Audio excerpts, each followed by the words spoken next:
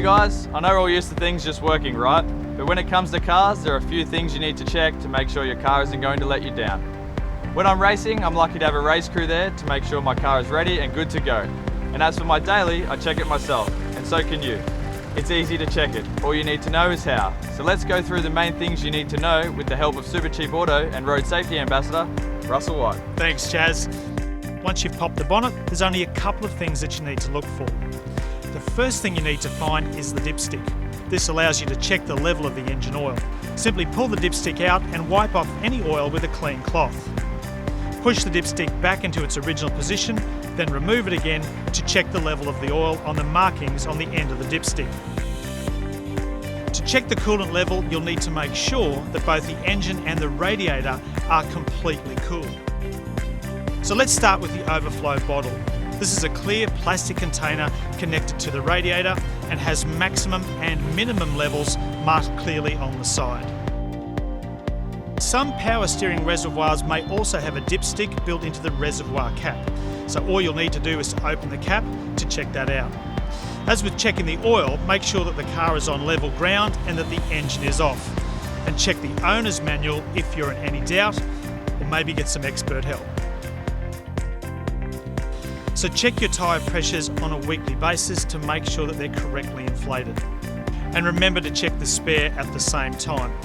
Now ideally all this should be done on a weekly basis with a proper tyre gauge, and part of that check should also be looking at the overall condition of each tyre.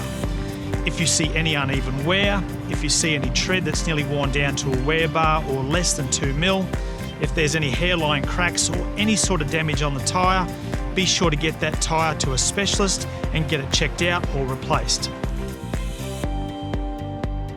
Once you've stopped safely, it's just a case of finding which bulb has gone and replacing it. Now you can put your hazard lights on to see which one is out, or of course you can always ask a friend to help you to check that too. It's just a case of replacing the bulb and you should be good to go. But head and tail lights don't give you any sound to let you know that a light could be out. A new set of wiper blades is one of those little things that can make a big difference. The next thing you want to check out is the windscreen washer bottle. Now this is a straightforward job to keep this topped up. Just pop off the cap and top up with water when necessary. Now you can also add some glass cleaning concentrate to the washer bottle. This just gives you a bit more grime fighting power to help keep your windscreen clean. Now firstly, your car shouldn't leak. The only puddle it should be leaving is a bit of water from the air conditioning system. So a puddle of oil or some colour liquid that's on the ground is a sure sign that something isn't right. So maintaining your car isn't just something nice to do, it's something you must do. And as I've shown here, there are just a few simple checks you can easily do. If you have any questions or need any help, see my besties at Supercheap Auto. So remember, don't forget it, check it, and drive safe.